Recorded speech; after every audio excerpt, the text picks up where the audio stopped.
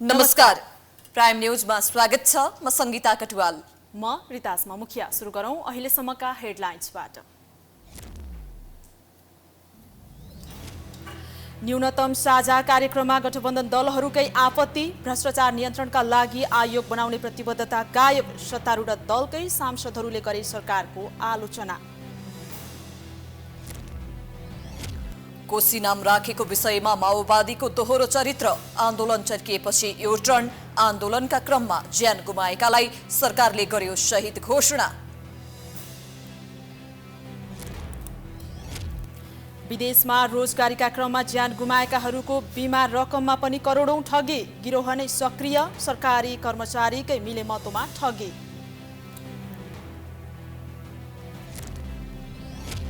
इजरायलद्वारा Lebanon र गाजामाथि हवाई आक्रमण सुरु, आफूमाथि क्षेपणास्त्र प्रहार भएको आरोप, शत्रुहरूलाई ठेगान लगाउने प्रधानमन्त्री नेतान्याहुको चेतावनी।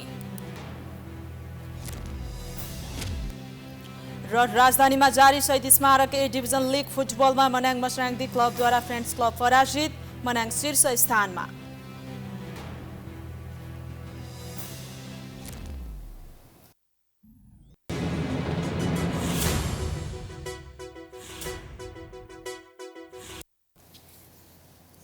अब प्राइम न्यूज विस्तारमा। भनिन्छ सदन प्रतिपक्षको हो, त्यहाँ प्राय प्रतिपक्षी दलका सांसदहरूले सरकारको काम कारबाहीप्रति खरो टिप्पणी गर्ने गर्दछन्। तर शुक्रबारको प्रतिनिधि सभा बैठक अलि फरक नै देखियो, जहाँ प्रतिपक्षी सांसदले मात्र होइन, सत्ता पक्षका सांसदहरूले पनि सरकारको खुलेरै आलोचना गरे। सरकार छैन भनौं, तीन तहको सरकार देशमा क्रियाशील छ भनौं, जनसरोकारको सवालमा उसको उपस्थिति कहीँ कतै देखिँदैन। देशमा महँगी बढेको बढै छ, जता हेर्यो त्यतै भ्रष्टाचार छ, बेथिति छ। सरकारी कार्यालयको सेवा प्रवाह लथालिङ्ग छन्। तर प्रधानमन्त्री पुष्पकमल दाहाल सत्ता बचाउने र विभिन्न कार्यक्रमको उद्घाटन गर्नमै व्यस्त छन्। न सदनको कुरा सुन्ने उनलाई फुर्सद छ, न जनसरोकारको विषयमा ध्यान दिने। अझै पनि उनी भन्न छुटाउँदैनन्, तेस्रो कार्यकाल खेर जान दिन्न। तेस्रो कार्यकालको सुरुवाती 3 महिना त उनको सत्ता बचाउन मात्रै केन्द्रित भएर खेर गइसक्यो। बाँकी समय पनि उनले सदुपयोग गर्ने कुनै संकेत देखिएको छैन। फलत सत्ता पक्षकै सांसदहरू पनि उनी विरुद्ध आगो ओकेल्न सुरु गरेका छन्। शुक्रबार प्रतिनिधि सभा बैठक मार्फत सत्तारूढ नेपाली कांग्रेसका महामन्त्री गगन कुमार थापाले परिणाममुखी काममा केन्द्रित हुन प्रधानमन्त्री पुष्पकमल दाहाल प्रचण्डलाई सुझाव नै दिए।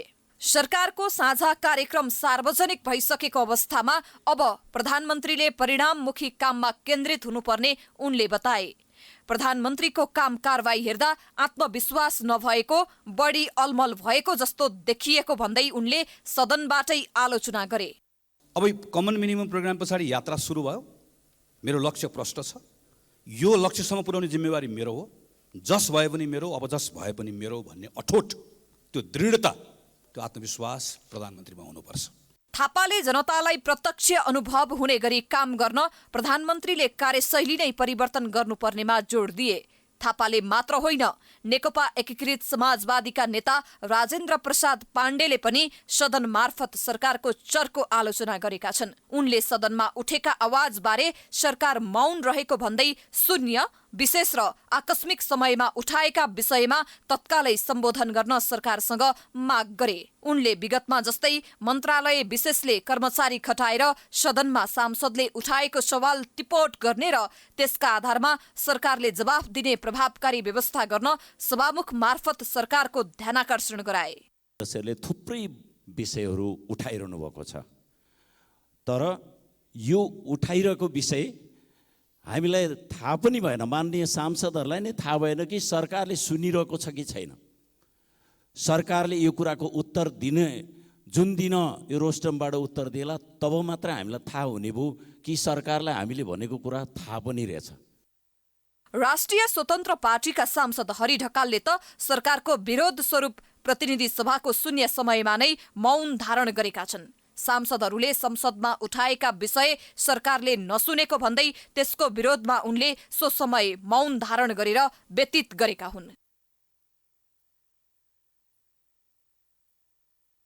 सांसदहरूले जति विरोध गरे पनि सरकार भने आफ्नै सुरमा अघि बढिरहेको छ। प्रधानमन्त्री पुष्पकमल दाहाल रिबन काट्नमै रमाइरहेका छन्। सदन र सडकमा भएका विरोधलाई सुन्ने उनलाई फुर्सद नै छैन। यसरी जनसरोकारका मुद्दाबाट भागेर सत्ता भोगमा सरकार रमाइरहँदा जनता भने 3 महिनाकै अवधिमा नयाँ सरकारबाट आजित बनेका छन्। एमाले समेत सहभागी प्रचण्ड नेतृत्वकै सरकारले ल्याएको न्यूनतम साझा कार्यक्रम हेरफेर गरेर वर्तमान सत्ता गठबन्धनले आफ्नो प्राथमिकता तथा न्यूनतम कार्यक्रम सार्वजनिक गर्यो। कार्यक्रममा मूलभूत विषय उस्तै भए पनि भ्रष्टाचारको विषयमा अघिल्लो कार्यक्रममा रहेको कुनै पनि कालखण्डमा भएका भ्रष्टाचारमाथि छानबिन र कारबाही गर्ने वाक्यांश हटाएपछि सरकारको नियतमाथि प्रश्न उठेको छ। गठबन्धनमै सहभागी केही दलले न्यूनतम कार्यक्रमप्रति असहमति जनाएका छन्। सत्ता गठबन्धनले सरकार सञ्चालनका लागि बनाएको नीतिगत प्राथमिकता तथा न्यूनतम कार्यक्रम बिहिबार सार्वजनिक गरेपछि यस विषयमा दलहरूले आफ्नो धारणा व्यक्त गरिरहेका छन्। प्रमुख प्रतिपक्षी दल नेकपा एमाले जनताको आँखामा छारो हाल्ने काम मात्र भएको भन्दै विरोध जनाउँदै गर्दा सत्तारूढ दल समेत यो कार्यक्रमबाट सन्तुष्ट हुन सकेका छैनन्। सत्ता गठबन्धनमै रहेको दल राष्ट्रिय जनमोर्चाका अध्यक्ष चित्रबहादुर केसीले सरकारको न्यूनतम साझा कार्यक्रममा संघीयता, संक्रमणकालीन न्याय तथा नागरिकताका लगायतका विषयमा पार्टीका कैयौं गम्भीर प्रकारका मतभेद रहेको भन्दै असहमति जनाएका छन्। कार्यक्रममा आफ्नो समर्थन नरहे पनि हस्ताक्षर भने दुरुपयोग गरिएको उनको आरोप छ।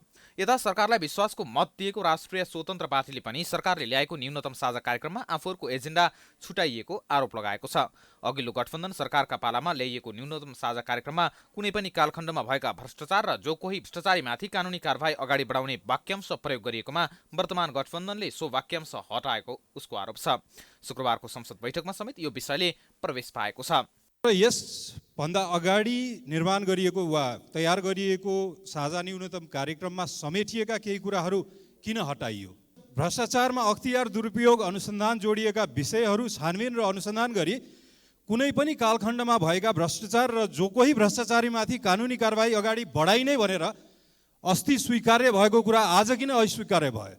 प्रधानमन्त्री प्रचण्डले सरकारको प्राथमिकता र न्यूनतम कार्यक्रमलाई राष्ट्रिय सहमतिको दस्तावेजको रूपमा चित्रण गर्दै गर्दा यसले सत्तारूढ दलहरूलाई नै सन्तुष्ट बनाउन नसकेपछि आलोचना भइरहेको छ। त्यसमा पनि भ्रष्टाचार जस्तो संवेदनशील विषयलाई कार्यक्रममा हल्का फुल्का रूपमा प्रस्तुत गरेपछि गठबन्धन सरकारको नियतमाथि नै प्रश्न उठेको छ। एमाले सहितको सरकारका पालामा गत पुस 25 गते सार्वजनिक गरेको न्यूनतम साझा कार्यक्रममा भ्रष्टाचार र अख्तियारको दुरुपयोगसँग जोडिएका विषयको छानबिन र अनुसन्धान गरी कुनै पनि कालखण्डमा भएका भ्रष्टाचार र जो कोही भ्रष्टाचारीमाथि कानुनी कारबाही अगाडि बढाउने उल्लेख थियो। तर वर्तमान गठबन्धन सरकारले यो विषयमा सार्वजनिक सेवाको क्षेत्रमा विद्यमान भ्रष्टाचार निर्मूल गर्नका लागि सरकारले तदारुकताका साथ कदम चाल्ने र अख्तियार दुरुपयोग अनुसन्धान आयोगलाई थप प्रभावकारी बनाउने मात्र उल्लेख गरेको छ। यसले वर्तमान सरकारले भ्रष्टाचारका पुराना मुद्दा छानबिनमा कतै खुट्टा कमाएको त होइन भन्ने प्रश्न खडा भएको छ। भ्रष्टाचारलाई नियन्त्रण गर्ने, भ्रष्टाचारलाई कन्ट्रोल गर्ने प्रमाणित सहित चाहिँ त्यस्ता कुराहरू आयो भने त्यसलाई नियमन गर्ने संस्थाहरू छन्, निकायहरू छन्, जनप्रतिनिधिहरूको संस्था पार्लियामेन्ट छ, तपाईँहरू पत्रकारहरू हुनुहुन्छ, प्रमाणित भएर आएको कोही पनि व्यक्ति छुट्दैन। त्यसकारणले कपोलकल्पित कुरा गर्नुभन्दा पनि साझा विषय न्यूनतम साझा कार्यक्रममा सबै विषय आउँदैनन्। नीति कार्यक्रम र बजेट पेश हुन बाँकी नै छ। बजेटमा र नीति कार्यक्रममा त्यस्ता कुराहरू आउनेछन्। त्यसो त गठबन्धन सरकारले ल्याएको न्यूनतम कार्यक्रम अघिल्लो एमाले सरकारमा भएकै पालाको कार्यक्रमकै निरन्तरता जस्तो भएको प्रधानमन्त्री पुष्पकमल दाहाल प्रचण्ड आफैले स्वीकारेका छन्। त्यसमा पनि कतिपय जनसरकार र सुशासनको विषयमा रहेका बुँदा नै हटाएपछि कार्यक्रम ल्याएको भोलिपल्टैबाट विवाद र आलोचना सुरु भएको हो। साथै यो विवादले कतै सत्ता गठबन्धन भ्रष्टाचार नियन्त्रण जस्तो विषयमा गम्भीर नदेखिएको त होइन भन्ने सन्देश गएको छ। लामो समयसम्म नामै नपाएको 1 नम्बर प्रदेशले फागुन 17 गते कोशी प्रदेश नाम पायो। प्रदेशसभामा कोशी प्रदेशको पक्षमा मतदान गरेको नेकपा माओवादी केन्द्र पहिचानवादीहरूको आन्दोलन चर्किँदै गएपछि आफ्नो निर्णयबाट युटर्न भएको छ। माओवादीको यस्तो व्यवहारलाई अन्य दलहरू दोहोरो चरित्र प्रदर्शन गरेको आरोप लगाइरहेका छन्। तर माओवादी केन्द्र भने त्यो मान्न तयार छैन। 2/3 भन्दा बढी सांसदहरू कोशी प्रदेशको पक्षमा उभिएपछि नेकपा एकीकृत समाजवादी र जसपाले प्रस्ताव गरेको किरात लिम्बुवान सगरमाथा नाम प्रदेशसभाले अस्वीकार गरेको थियो। नेपाली कांग्रेस, नेकपा एमाले र नेकपा माओवादी केन्द्रले कोशी प्रदेशको पक्ष लिएपछि 2/3 भन्दा बढी मतले कोशी प्रदेश पारित भएको थियो। 93 सदस्यीय प्रदेश सभामा उपस्थित 86 सांसदमध्ये 82 सांसद कोशी प्रदेशको पक्षमा उभिएका थिए भने जम्मा 4 जना मात्रै विपक्षमा। फागुन 17 गते कोशी प्रदेशको नाममा भोट गरेको नेकपा माओवादी केन्द्र भने पहिचानवादीहरूको आन्दोलन चर्किएपछि आफ्नो पुरानो निर्णयबाट युटर्न भएर पहिचानकै पक्षमा उभियो। चैत 22 गते बसेको माओवादी केन्द्रको पदाधिकारी बैठकले पहिले गल्ती भएको भन्दै पहिचानकै पक्षमा उभिने निर्णय गरेको थियो। यति मात्रै होइन, कोशी प्रदेशको विरुद्ध र पहिचानको पक्षमा आन्दोलनमा ज्यान गुमाएका पदम लिम्बुलाई सरकारले शहीद घोषणा गरेको छ। यी तमाम निर्णयको आधारमा माओवादी केन्द्रले दोहोरो चरित्र प्रदर्शन गरेको आरोप लाग्न थालेको छ। तर माओवादी केन्द्र भने उक्त आरोप अस्वीकार गर्छ। दोहोरो चरित्रको कुरै होइन नि, त्यो त हिजो कोशी प्रदेशका नाममा पहिचानको आन्दोलनमा पनि त हामी लाग्या हो होइन, पहिचानको आन्दोलनमा पनि हामी लाग्या हो।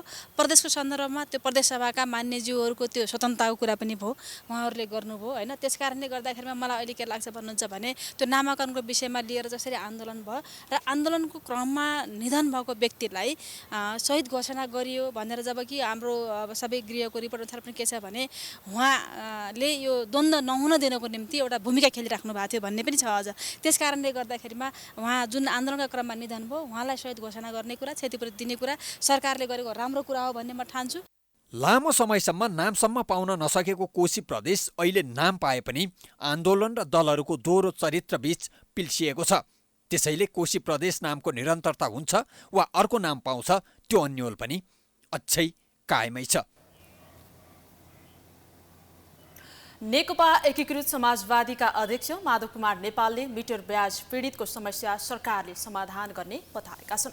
आज समाजवादी सहकारी संगठन नेपालको क्यालेन्डर विमोचन गर्दै अध्यक्ष नेपालले अहिले मिटर ब्याज पीडितहरूको अवस्था विकराल भएको भन्दै सरकारको न्यूनतम साझा कार्यक्रममा समेत त्यसलाई सम्बोधन गरिएको बताएका हुन्। त्यस्तै उनले सहकारीका नाममा देखिएका विकृति र विसङ्गतिलाई पनि अन्त्य गर्नुपर्ने बताए। यो सहकारी हुन त आम जनताको हितको निम्ति हुनुपर्ने, तर यसभित्र पनि जम्मा गर्ने यो निजी तथा बचत सहकारीको नाउँमा होस्, ऋण सहकारीको नाउँमा होस्, यो अनेक यस्ता संस्थाहरू पनि खुल्ने गरेको पाइन्छ।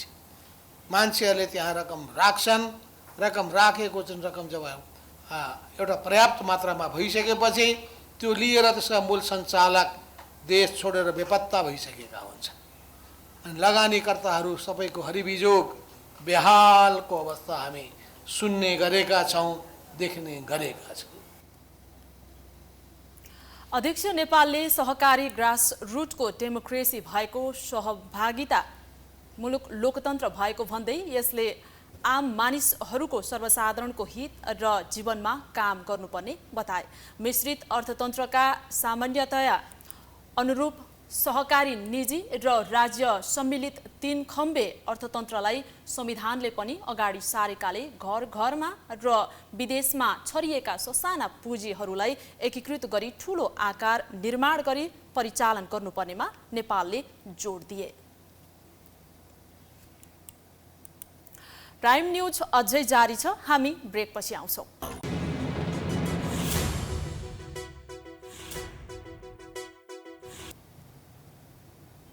ब्रेकपछि स्वागत छ। अब बाँकी न्यूज। नेकपा एमालेका अध्यक्ष केपी शर्मा ओलीले सत्ता गठबन्धन सभामुखलाई महाभियोग लगाएर हटाउने षड्यन्त्रमा लागेको आरोप लगाएपछि सत्तारूढ दलहरू सशंकित देखिएका छन्। सत्ता गठबन्धनले एमाले अध्यक्ष ओलीले आफ्नो मनभित्रको कुरा बोलेको भन्दै सभामुख विरुद्ध महाभियोगको तयारी नरहेको प्रश्न पारेको छ। नेकपा एमालेका अध्यक्ष केपी शर्मा ओलीले सभामुख देवराज घिमिरेलाई महाभियोग लगाएर हटाउने तयारी भएको गम्भीर आरोप लगाएका थिए। सत्ता गठबन्धनले यसअघि राष्ट्रपति विद्यादेवी भण्डारीलाई पनि महाभियोग लगाएर हटाउन खोजेको तर नसकेपछि पछि हटेको बताएका थिए। यसअघि प्रधान न्यायाधीश सुशीला कार्की र चोलेन्द्र शमशेर राणालाई महाभियोग लगाएको उदाहरण दिँदै ओलीले अब सभामुख देवराज घिमिरे सत्ता गठबन्धनको निशानामा रहेको आरोप लगाएका थिए। अहिले त यिनीहरूले सक्ने हो भने राष्ट्रपतिज्यूलाई महाभियोग लगाउन खोजेका थिए, धेरैपल्ट पार लागे। पहिलेको सभामुखलाई कुन दिन यिनीहरूले ल्याउने बेर लाउँदैन, किन 25% ले पुगिहाल्छ, यिनीहरूसँग त बहुमतै छँदैछ। महाभियोग ल्याउन पनि बेर लाग्दैन, यिनीहरूमा कुनै लाज शरम भन्ने कुरा केही पनि छैन। ओलीले यस्तो आरोप लगाए पनि सत्ता गठबन्धनले भने ओलीले दाबी गरे जस्तो सभामुख हटाउने कुनै तयारी नरहेको प्रश्न पारेको छ। ओलीले आफ्नो मनको कुरा गरेको भन्दै सत्ता गठबन्धनका नेताहरूले सभामुखले महाभियोग लगाउनु पर्ने गरी नराम्रो काम पनि नगरेको प्रश्न पारेको छ। नेकपा माओवादी केन्द्रका मुख्य सचेतक हितराज पाण्डेले सभामुखमाथि सत्ता गठबन्धनबाट ओलीले दाबी गरे जस्तो कुनै खतरा नरहेको प्रश्न पारेका छन्। त्यस्तो कतै केही छैन, केही सङ्केत छैन। भर्खर सदन सुरु भएको छ, सभामुखजी काम गरिरहनु भएको छ, कहाँबाट कसरी आयो मलाई थाहा छैन। नेपाली काङ्ग्रेसले पनि ओलीको आरोप काल्पनिक र निराधार भएको बताएको छ। आदरणीय पूर्व प्रधानमन्त्रीले त्यो कुरा कुन आधारमा भन्नुभयो त उहाँले जान्ने कुरा हो, त्यस्तो कुनै अवस्था छैन। ओलीले सभामुख हटाउने तयारी रहेको आरोप लगाएका छन्। सत्ता गठबन्धनले त्यस्तो कुनै तयारी नरहेको प्रश्न पारेको छ। तर सदाझैँ ओलीको बोलीले यो पटक पनि नयाँ तरङ्ग भने पैदा गरेको छ। हरेक वर्ष अप्रिल 7लाई विश्व स्वास्थ्य दिवसको रूपमा विश्वभर नै मनाउने गरिन्छ। स्वास्थ्यमा सबैको पहुँच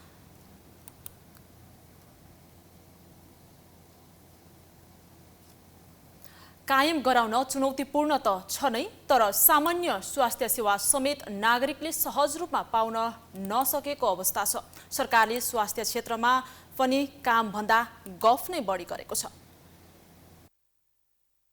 संविधानको मौलिक हक अन्तर्गत धारा 35मा प्रत्येक नागरिकलाई राज्यबाट आधारभूत स्वास्थ्य सेवा निशुल्क प्राप्त हुने हक हुनेछ र कसैलाई पनि आकस्मिक स्वास्थ्य सेवाबाट वञ्चित गरिने छैन भनेर उल्लेख गरिएको छ। त्यस्तै प्रत्येक व्यक्तिलाई आफ्नो स्वास्थ्य उपचारको सम्बन्धमा जानकारी पाउने हक हुनेछ। प्रत्येक नागरिकलाई स्वास्थ्य सेवामा समान पहुँचको हक हुनेछ। यस्ता शब्द संविधानमा उल्लेख गरिएको छ। तर संविधान बनेको 8 वर्षसम्ममा पनि मौलिक हकमा नै उल्लेख भएको विषय कार्यान्वयनमा आउन सकेका छैनन्। जनतालाई स्वास्थ्य सेवा पुर्याउने सम्बन्धमा धेरै योजना बन्छन्, तर ती सबै थन्किएका छन्। नागरिकले उपचार नपाएर उपचार गर्न पैसा नभएर मर्नुपर्ने अवस्था छ। अरूभन्दा साधारण औषधि गर्ने हस्पिटल त छैन, औषधि पाइँदैन। उही दिन लोटेको दिन हस्पिटल त लाग्नु त। अब त कम चाहिँ एउटा दुखाइ कम गर्ने औषधि छ कि मिलेन, त्यहाँ डाक्टरले हेरे मात्रै औषधि पाउँदैन। केही मलाई अरूलाई के गर्छ मलाई दिएन थियो कि बा औषधि थिएन कि हस्पिटल त गयौँ त मेडिकलमा पनि छैन। दुखाइ कमको सुई इन्जेक्सन हान्ने भन्ने कुरो कहाँनिर भयो, इन्जेक्सन छैन बुनिदिए मेडिकलमा पनि। अब सरकारीमा पनि औषधि कुनै छैन भने त्यो एकै छ कि मात्रै खुवाइदिए के हो सिटामोल हो के हो, त्यति मात्रै हो। सरकारी हस्पिटल हो। अब बिहान म आज 8 बजीबाट आएको, 8 बजी खाना खाएर आएको, अहिलेसम्म पानी पनि खाएको छैन होइन। अब म्यानेज भने छैन, कति नै सबै अनम्यानेज छ होइन टोटल्ली। अब मेरो भरे अब मम्मीको त्यो अपरेसन गर्नुपर्ने छ होइन, त्यसको लागि अब ल्याबको अब रिपोर्ट छ भने रिपोर्ट अब 4-5 बजी डक्टर आउँछु भन्नुभएको छ, रिपोर्टको लागि 7 बजे भने अनि डक्टरले अब दिनुपर्ने अब छैन केही नै। अब स्वास्थ्य प्रणाली सुदृढ बनाउन राज्य असफल देखिएको छ। दूरदराजका नागरिकले उपचार सेवा पाउन सकेका छैनन्। अहिले सर्ने र नसर्ने रोगहरू व्याप्त छन्। पछिल्लो समय 71% नागरिक नसर्ने रोगबाट पीडित छन्। यसलाई जनचेतनामूलक कार्यक्रम हुन सकेको छैन। यस्ता थुप्रै व्यतिथिले स्वास्थ्य क्षेत्रको अवस्था दयनीय बन्दैछ। स्वास्थ्य मन्त्रालय जस्तो ठाउँमा लामो समयदेखि नेतृत्वविहीन हुँदा समेत सरकारको ध्यान जान सकेको छैन। यता स्वास्थ्य मन्त्री समेत रहेका प्रधानमन्त्री पुष्पकमल दाहालले स्वास्थ्य सेवालाई सर्वसुलभ र गुणस्तरीय बनाउन सरकार प्रयत्न गरिरहेको बताएका छन्। स्वास्थ्य जीवनशैलीको प्रवर्धन, नसर्ने रोगहरूको नियन्त्रण तथा रोकथाम र महामारी तथा प्रकोपको प्रभावकारी प्रतिकारका लागि स्वास्थ्य प्रणालीलाई थप सुदृढ बनाउन निरन्तर लागि परेका छौँ। विगत केही दशक यता नेपालले स्वास्थ्यका क्षेत्रमा अनुकरणीय प्रगति हासिल गरेको छ। सरकारको भनाइ र व्यवहार ठिक उल्टो देखिएको छ। जनताले स्वास्थ्य सेवामा पाएको कहाली लाग्दो अवस्थाबाट सरकारहरूले कहिले पाठ सिक्ने धेरैले प्रश्न गरेका छन्। महामारी तथा प्रकोपजन्य रोगहरूको व्यवस्थापन, नियन्त्रण तथा महामारीको बेलामा बिरामीहरूको उपचारमा सरकार चुकेको छ। बेला बेलामा आउने स्वास्थ्य दिवसमा जनताले नै नपत्याउने खालका नाराले मात्रै स्वास्थ्य जस्तो संवेदनशील क्षेत्र अगाडि बढ्न नसक्ने पूर्व स्वास्थ्य सचिव किरण रेग्मी बताउँछिन्। हामीलाई नारा भन्ने अनि पोलिसीहरू बनाउने भन्यो भने एकदम आकर्षक बनाउनु पर्छ, के नै गर्ने तर त्यो एकदमै अप्ठ्यारो हुन्छन् कि हामीले चाहिँ नि अप्ठ्यारा कुराहरूलाई हटाएर मैले के गर्न सक्छु त भनेर देशकाल परिस्थिति र त्यहाँको स्रोत साधनले भ्याउनेसम्म गरेर हामीले नारा लगाउने या नीति बनाउने या कार्यान्वयन गर्ने यो सबै यसैमा आधारित हुन्छ। यो अलिकति हुन पाएको छैन। एकातिर चिकित्सक अभाव, अर्कोतिर उपकरण व्यवस्थापनमा भद्रगोल निजी अस्पतालहरूले बिरामीसँग मनोमानी ढङ्गले लुट मचाइरहँदा नागरिकले राज्य भएको अनुभूति नै गर्न पाएका छैनन्। मोहन वैद्य नेतृत्वको नेकपा क्रान्तिकारी माओवादी र धमेन्द्र बास्तोला नेतृत्वको नेकपा बहुमत बीच पार्टी एकताको घोषणा भएको छ। शुक्रबार काठमाडौँमा पत्रकार सम्मेलन गर्दै दुई पार्टीका शीर्ष नेताहरूले पार्टी एकताको घोषणा गरेका हुन्। आगामी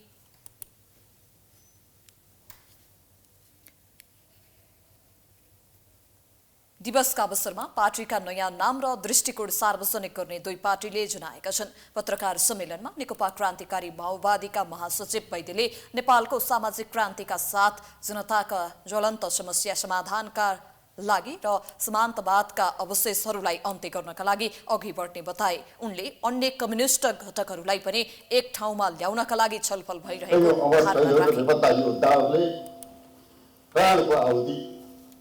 दिनुभएको छ। त्यो त्यस प्रकारको प्राणको आहुतिको सांस्कृतिक मूल्यबोधको जगमा विगतका आन्दोलनहरूको सबैमा फेरि पनि हामीले नयाँ क्रान्तिको सुरुवात गर्नेछौँ।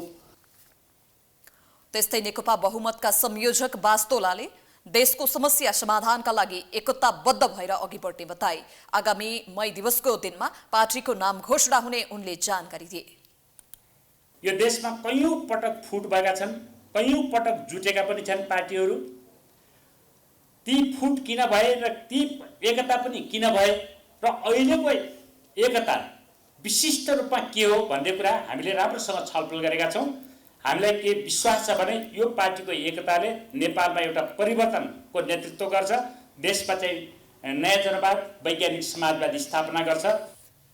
माओवादी जनयुद्धका बेला एकसाथ रहेका दुई घटक बीच एकताको घोषणा भएको हो। विमानस्थलमा विदेशबाट आएका शव राखिएको बाकस नै खोलेर एयरपोर्टमा कार्यरत विभिन्न निकायका कर्मचारीहरूले विभिन्न मालसामान गायब पारेको विषय सदनमा उठेपछि विमानस्थल सुरक्षामा प्रश्न उठिएको छ। विदेशमा ज्यान गुमाएका कैयौं नेपाली श्रमिकको बीमा रकम खाने अपराधीहरू पक्राउ परेपछि थप तरङ्ग उत्पन्न भएको छ।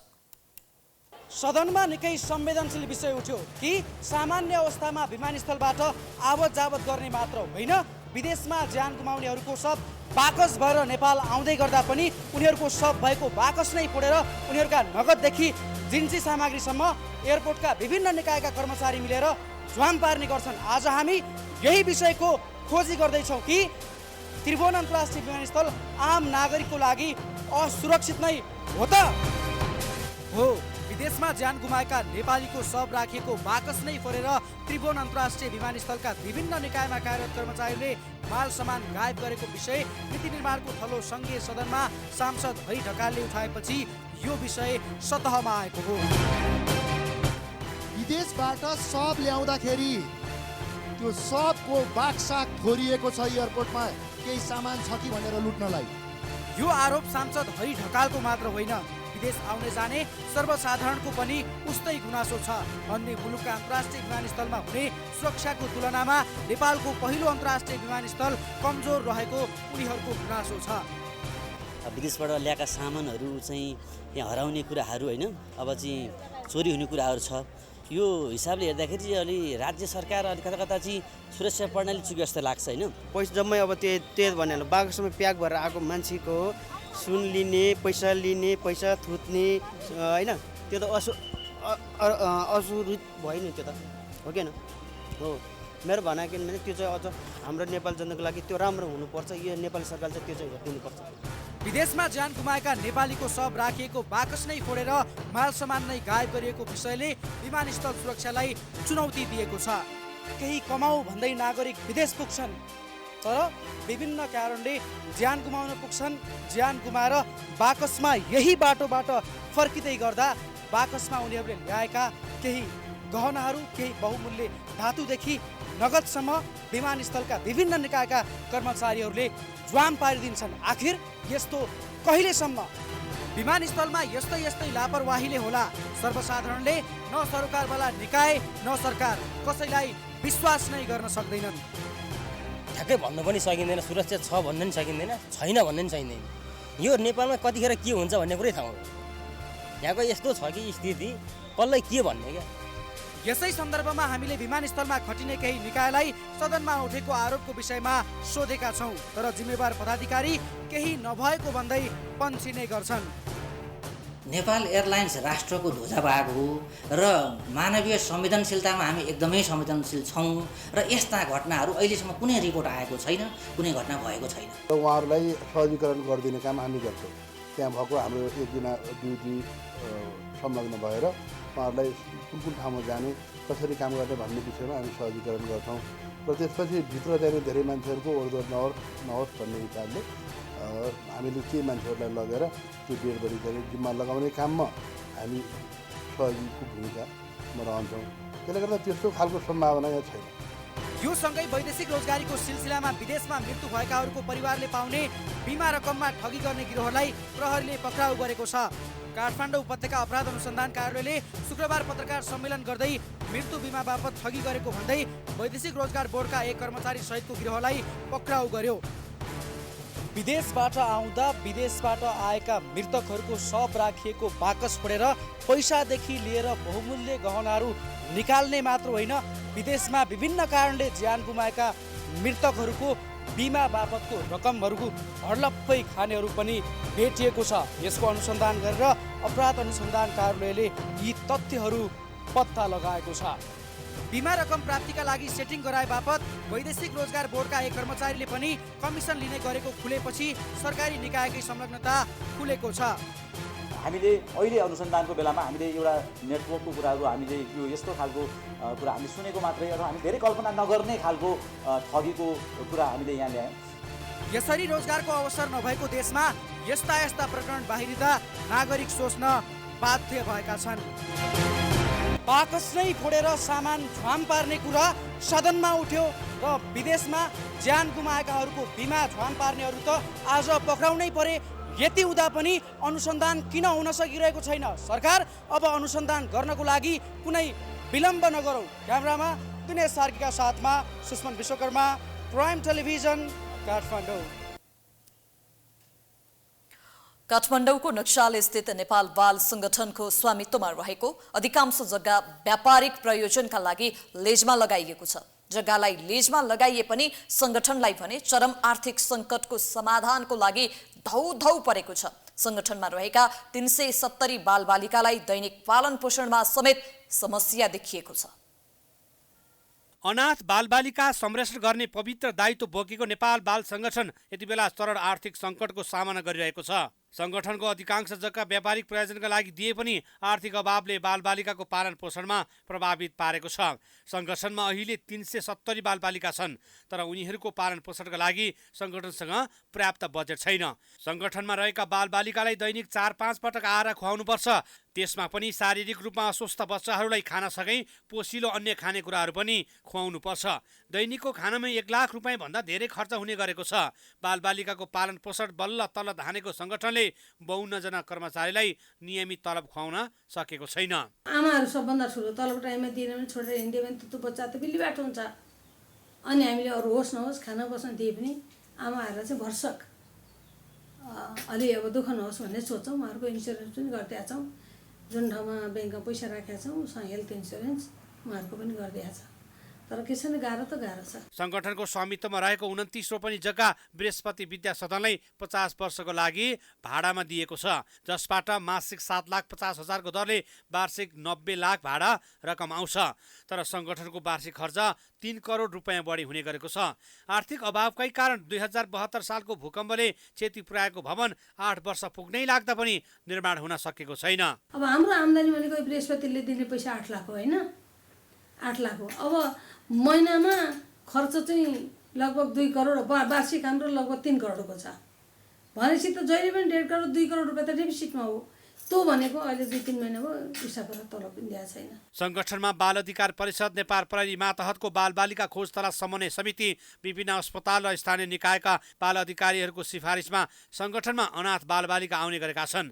बाल संगठन महिला बालबालिका तथा ज्येष्ठ नागरिक मन्त्रालय मातहत रहेको छ। मन्त्रालयले संगठनको भवनमा महिला पुनर्स्थापना केन्द्र सञ्चालन गर्दै आएको छ। केन्द्र सञ्चालनको लागि सम्झौता गर्दा वार्षिक 2 करोड रुपैयाँ संगठनलाई दिने भनिए पनि पछिल्लो समय रकम आउन छाडेको छ।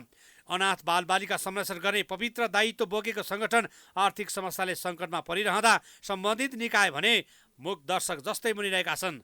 बाल संगठनमा निम्तिएको आर्थिक समस्यालाई समाधान गर्न सरकारको गम्भीर ध्यानाकर्षण हुनु आवश्यक छ। सञ्चार तथा सूचना प्रविधि मन्त्री रेखा शर्माले राष्ट्रहितभन्दा बाहिर गएर कुनै पनि विधेयक अघि नबढ्ने प्रश्न पारेकी छिन्। शुक्रबार बसेको प्रतिनिधि सभा बैठकमा मन्त्री शर्माले दूरसञ्चार ऐनलाई लिएर भ्रमपूर्ण विषय बाहिर आइरहेको भन्दै राष्ट्रहितभन्दा बाहिर गएर कुनै पनि विधेयक अघि नबढ्ने बताएकी हुन्। मन्त्री शर्माले दूरसञ्चार विधेयक प्रारम्भिक मस्यौदा तयारीको अवस्थामा रहेकाले गलत काम हुन नदिने र गर्न नदिनेमा आफू प्रष्ट भएको जिकिर गरिन्। सञ्चार मन्त्रालय, सूचना प्रविधि मन्त्रालयको जिम्मेवारी सम्हालिरहेको एउटा मन्त्रीको हैसियतले म यहाँहरूका सामु के एउटा प्रतिबद्धता व्यक्त गर्न चाहन्छु भने हामीले ऐन ड्राफ्ट गर्दै गर्दा त्यसलाई मस्यौदा गर्दै गर्दाखेरिमा राष्ट्रिय हितलाई हामीले सर्वोपरि ठान्नेछौँ। हाम्रो सूचना प्रविधिमा आएको बदलावलाई हामीले सर्वोपरि ठान्नेछौँ र 53 सालको ऐन जुन हाम्रो बनेको छ 53 सालका ऐनले हाम्रो गर्न नसकेका कामहरू अहिले जसलाई हाम्रो सूचना प्रविधिमा आएको विकासलाई समेट्न सक्दैन, हाम्रोमा बढिरहेको सेवा प्रदायक, बढिरहेका उपभोक्ता सबैका विषयलाई यसले समेट्न नसक्ने भएको हुनाले नयाँ ऐन जरुरी छ। त्यो नयाँ ऐन बनाउनु पर्छ। दूरसञ्चार ऐनलाई अन्तिम रूप दिनका लागि सरकारवालाहरूसँगको छलफल र यस अघिको कानुनलाई टेकेर मात्रै अघि बढ्ने उनले बताइन्। दूरसञ्चार ऐन 2053 लाई खारिज गरेर नयाँ दूरसञ्चार विधेयक तर्जुमा गर्न कानुन, न्याय तथा संसदीय मामिला मन्त्रालयबाट स्वीकृति प्राप्त गरिसकेको जानकारी दिँदै मन्त्री शर्माले उक्त विधेयकको विषयमा प्रारम्भिक मस्यौदा तयार गर्न छलफल सुरु भएको बताइन्। नेपाल आँखा अस्पतालले हालसम्म 1,25,379 जनाको आँखाको शल्यक्रिया गरेको जनाएको छ। अस्पताल स्थापनाको स्वर्ण महोत्सव शुभारम्भको अवसरमा शुक्रबार काठमाडौँमा पत्रकार सम्मेलन गर्दै हालसम्म 31,82,579 जनालाई सेवा उपलब्ध गराएको र 1,25,379 जनाको आँखाको शल्यक्रिया गरिएको जनाएको हो। अस्पतालबाट 14 जना नेत्र विशेषज्ञ लगायत 129 जना कर्मचारीबाट आँखा सेवाको विशिष्टकृत सेवा प्रदान गर्दै आएको अस्पतालका अध्यक्ष डाक्टर गोपाल प्रसाद पोखरेलले जानकारी दिए। चालु आर्थिक वर्षको 8 महिनामा 94,346 जनालाई सेवा प्रदान गरिएको र 5,013 जनाको शल्यक्रिया भइसकेको उनले बताए। अस्पतालको 4वटा आँखाबाट पनि सेवा प्रवाह भइरहेको जानकारी दिए। हाल अस्पतालबाट दैनिक 400 देखि 700 बिरामीले बहिरङ्ग सेवा लिने गरेका छन्। हामीले 94,000 बिरामी हेर्यौं। यो बिरामीको संख्या बढ्दो छ। 9 महिनामै 8 महिना 9 महिना नि भएको छैन र यस वर्ष चाहिँ 1,20,000 को संख्या हामीले क्रस गर्छौं जस्तो छ र 5,013 अपरेसनहरू भए र हामी बाहिर गएर पनि काम गर्छौं विभिन्न गाउँमा। डाक्टर पोखरेलले देशमा आँखाको उपचार सेवा व्यापक गर्न दुर्गम र सुविधाविहीन क्षेत्रमा आँखा उपचार शिविर सञ्चालनका लागि स्थानीय तहसँगको सहकार्य जरुरी भएको बताए। अस्पताल विक्रम सम्वत 2023 चैत 26मा स्थापना भएको थियो। प्राइम न्यूज अझै जारी छ, हामी ब्रेकपछि आउँछौँ।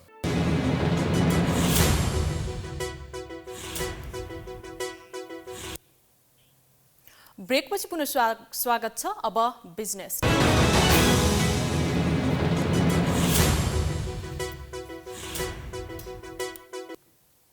साना तथा मझौला उद्यम एवं पर्यटन उद्योगको मनोबल उच्च राख्ने उद्देश्यसहित काठमाडौँको दरबार मार्गमा 16औं दरबार मार्ग सडक महोत्सव हुने भएको छ।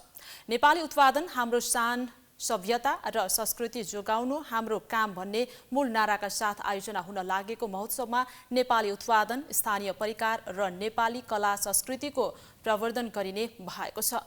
रेस्टुरेन्ट एन्ड बार एसोसिएसन नेपालका उपाध्यक्ष सङ्घर्ष विष्टले कोभिडको कारणले थलिएको व्यवसायलाई टेवा पुर्याउन, अर्थतन्त्रलाई चलायमान बनाउन साथै सरकार र संस्कृति जोगाउने उद्देश्यले यो महोत्सव आयोजना गर्न लागि बताए। हाम्रो व्यवसायलाई पनि डेफिनेटली प्रमोट हुन्छ, अर्थतन्त्र अलिकति के हदसम्म चलायमान गर्छ। नयाँ वर्ष अहिलेको कुरो हामीले के भन्नु भने हामी यो बदलिँदो परिस्थितिमा हामी नेपालीहरू अलिकति बाहिरी संसारमा अलिकति भुलिरहेको बेलामा आफ्नो कल्चर र संस्कृति, आफ्नो नयाँ वर्षलाई चाहिँ अलिकति मनाउनु पर्छ भन्ने किसिमको मेसेज दिनलाई पनि यो फेस्टिभल आयोजना गर्दैछौँ। नेपाल उद्योग वाणिज्य महासंघ, restaurant and bar association Nepal र दरबार मार्ग विकास बोर्डले एनसिएल संघको सहकार्य र मुख्य प्रयोजनमा महोत्सव आयोजना गर्न लागेको हो। अब स्पोर्ट्स न्यूज।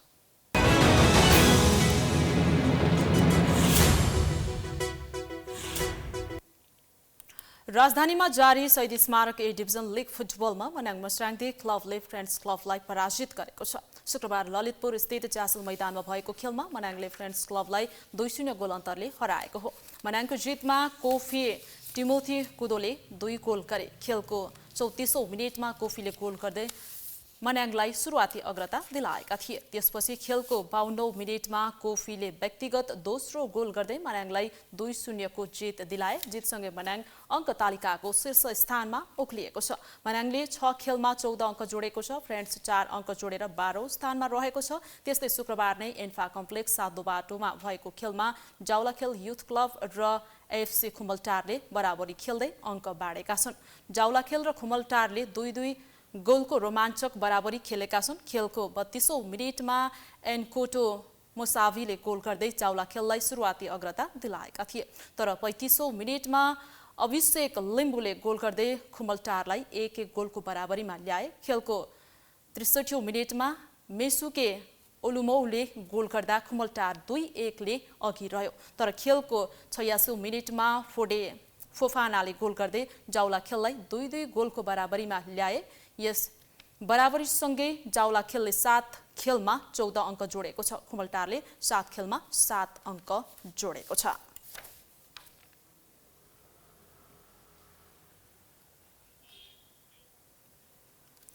यो सँगै हामी प्राइम न्यूजको अन्त्यमा आइपुगेका छौं। जाँदा जाँदै हेडलाइन्स पुनः एकपटक। न्यूनतम साझा कार्यक्रममा गठबन्धन दलहरूकै आपत्ति। भ्रष्टाचार नियन्त्रणका लागि आयोग बनाउने प्रतिबद्धता गायब। सत्तारूढ दलकै सांसदले गरे सरकारको आलोचना। कोशी नाम राखेको विषयमा माओवादीको दोहोरो चरित्र। आन्दोलन चर्किएपछि युटर्न। आन्दोलनका क्रममा ज्यान गुमाएकालाई सरकारले गर्यो शहीद घोषणा। विदेशमा रोजगारीका क्रममा ज्यान गुमाएकाहरूको बीमा रकममा पनि करोडौं ठगी। गिरोह नै सक्रिय। सरकारी कर्मचारीकै मिलेमत्तोमा ठगी।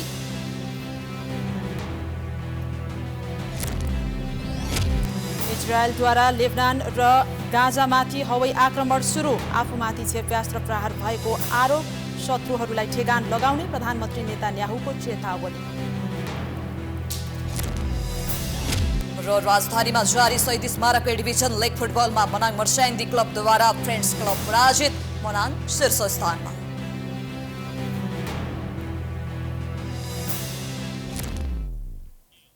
प्राइम न्युज अहिलेलाई सकियो। यसपछिको प्रस्तुति जनता जान्न चाहन्छ, विस्तृत लाग्छ।